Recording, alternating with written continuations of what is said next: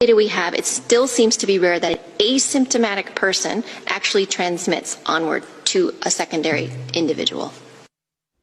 I didn't quite get that. Can I hear that one more time? I'm serious. I could not tell what you just said.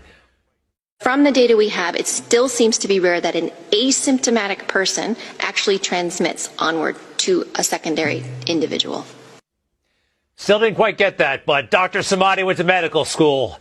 He's been listening to doctors all of his life. Doctor, I believe the headline from the World Health Organization is asymptomatic people are not infectious. They're not going to spread the disease. Is that what the WHO is saying? Yes, that's correct, Greg. Look, you and I have been going at this since February of this year. We've covered more than hundreds of these segments on Newsmax TV. The most important segment about what we're going to be talking about COVID is probably tonight, because they're taking a 360-degree turn, and WHO is announcing, and this is a big news, that asymptomatic people out there are not contagious. Remember, because we didn't know who would be passing this virus or not, we made everybody do something called social distancing. This is a new word that you've heard of it, and it came to our life a few months ago. We made everybody across the board to wear masks. At the beginning, we said if you have symptoms, you wear the mask to protect others, and then we gave in because CDC and everybody kept changing back and forth. We also made everybody to go for testing. We need 300 million tests the next day, or else we cannot reopen our country. And guess what?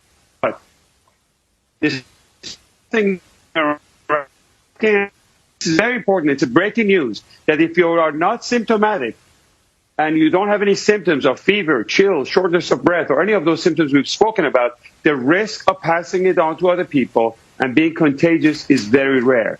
And studies like this comes from a very accurate tracing in countries like Singapore, contact tracing, and it's too bad that these researchers are not, the papers are not making it to Lancet, and mainstream media is not covering to the extent. This is probably one of the biggest news that we've had since coronavirus outbreak. It's good news. That means really we can visit people that we weren't able to visit. You know, you didn't want to go around somebody of a certain age because you could be carrying it without knowing it. This is good stuff. Thank you for that, Doctor. Right.